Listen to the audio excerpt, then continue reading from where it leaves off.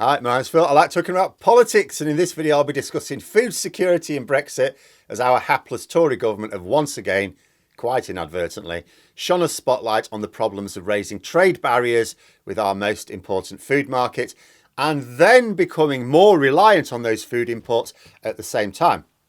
But first, if you'd like to be notified of daily news and politics, please subscribe to the channel and click the bell notification icon. So last month, the Cabinet Minister for Farming, as well as the environment and so on. But, the Cabinet Minister for Farming, Therese Coffey, embarrassed herself and the government somewhat. At a time when there were severe shortages of tomatoes and other foods in supermarkets all over Britain, Coffey said, "Stop whining, just get some turnips instead." I said at the time that by pure coincidence, I'd actually been trying to find turnips the previous week. There were none to be found. None in Tesco, none in Morrison's, none in Asda. I eventually found some in Waitrose. So even if turnips were any substitute for a tomato, and until Coffey persuades the country to go for pizzas with turnip sauce on the base, it won't be. But even if turnips were a substitute for tomatoes, they're also hard to come by. And the Tories can't blame the weather in Spain for that one. It was reported at the time, but has since come to more recent prominence again in the last few days, that we have a problem with turnip production in the UK. In fact, this was an especially bad mistake for Coffey to make for three reasons. See, first, what had happened was the largest turnip producer in the country had stopped growing them. So you think to yourself, okay, this is the Cabinet Minister for Farming, basically. The most senior minister in the government for farming is suggesting people switch to turnips to beat the tomato shortage. Doesn't just highlight to the nation that she doesn't understand either tomatoes or turnips, but she has no idea about the current state of farming, because otherwise she would know that the largest turnip producer in the country had stopped growing turnips weeks beforehand. And as food production should be a top national security issue, this is exposing the complete lack of control which the government is exercising on our behalf, because they've got no idea what's going on. How could you be stupid enough to suggest people switch from tomatoes, because there's a shortage, to turnips without being aware that the largest turnip grower in the country has stopped growing turnips? Second, this largest turnip producer in the country just so happened to be in Coffey's own constituency. So she was also exposing the fact not only does she not have her finger on the pulse of farming, which is her job in government, she even lacks the basic local knowledge that all MPs should possess. Third, she was shining a spotlight on the fact that we have serious food security issues. Because what she's basically saying is people are going there, "Oh, where's the tomatoes? You don't need tomatoes, you need turnips." Okay, then we'll go to, where are the turnips? You just highlighted to people, we've got the food shortages are more severe than we first thought. The Tory client media had tried to cover up food shortages by putting the focus on tomatoes. In reality, the shortages of lots of things. But it not only allowed them to give the impression we're only missing one type of food, but also misinforming people that the issue was due to adverse weather conditions. Something you can't blame that on Brexit, can you? But Coffey turned it into a real-life version of the Monty Python cheese shop sketch. Why not have a turnip instead? No, can't get those either. Is that because of bad weather in Spain? No, bad policy in the UK. Farmers are facing a barrage of threats. They've already been struggling to get farm labourers thanks to ending freedom of movement. The visas that the government are prepared to issue help alleviate it. It's better than nothing, but it still represents an awkward process for potential workers than used to exist before we left the EU. And it's not like there isn't plenty of work around the farms of Europe either. They're also now having to contend with very high energy costs and price fixing from British supermarkets. So when the cost of growing crops exceeds the price that the supermarkets will pay, well, they just stop growing the crops because there's no one to sell them to. Why not just pay more to at least have something to sell, you may ask, on the part of the supermarkets? Well, because they just get them cheaply from the continent. We get most of our turnips from France now. European farms don't have such high costs because their governments kept energy prices lower for them. Plus, they have easier access to the farm labourers. So the supermarkets just increase the amount of food they buy from abroad, mostly the EU, of course. So British food production goes down, meaning the proportion of food that we import goes up.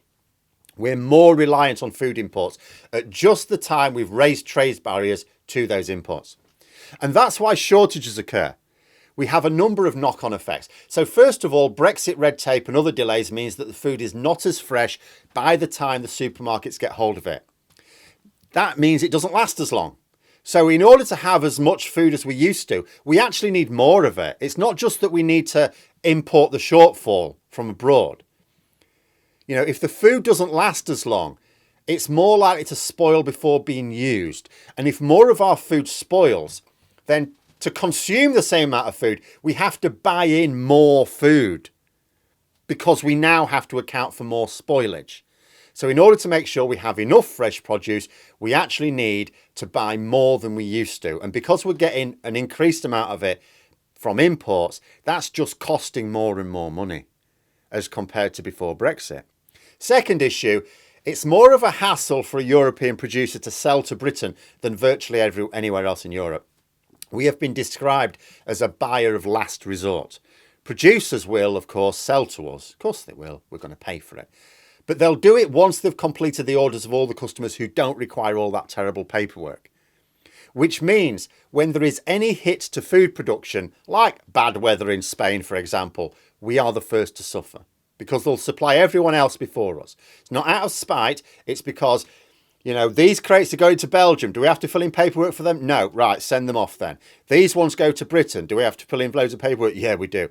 Right. Well, the Netherlands wants these as well. Send these to the Netherlands first. We're last because we're a hassle. You know, so we're the last to get our goods. So if there are fewer goods to distribute around Europe, we miss out. Note that this largely only applies to Britain, not the whole of the UK. The only stock that was hit last month in Northern Ireland was that whose supply lines ran through Britain. Everything which came up via the Republic of Ireland was unaffected. And this will only add more pressure on retailers in Northern Ireland if it keeps happening, to keep shifting their supply chains through the Republic, not Britain. Avoid Britain as much as possible.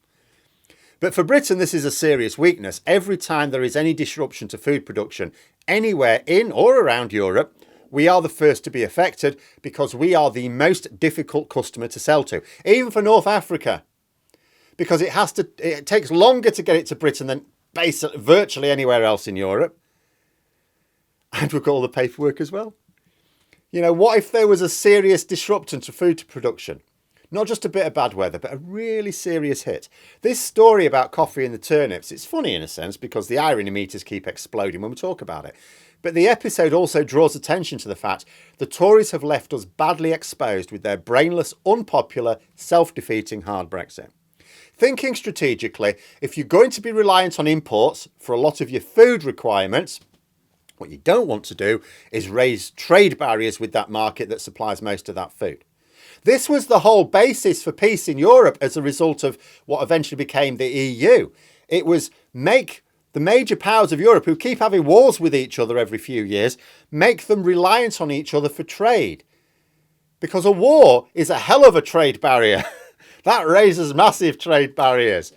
So it was like, you know, because trade barriers are so damaging to your economy and your sources of vital resources like food, these major powers interlinked now won't go to war with each other. We've forgotten that. We forgot that rule. So we've now raised trade barriers with the market that supplies a lot of our food. When Jacob Rees-Mogg and others were claiming that the cost of food would go down by doing this, what were people thinking believing this nonsense? The way to make food cheaper is to lower trade barriers with the places that supply our food, not raise them. And if you're going to raise trade barriers with the markets that supply a lot of your food, then you need to increase your own production to lower the risk of shortages. But we've done the opposite of that as well. Our production has actually gone down significantly because farmers can't find workers or they can't afford the high costs of energy.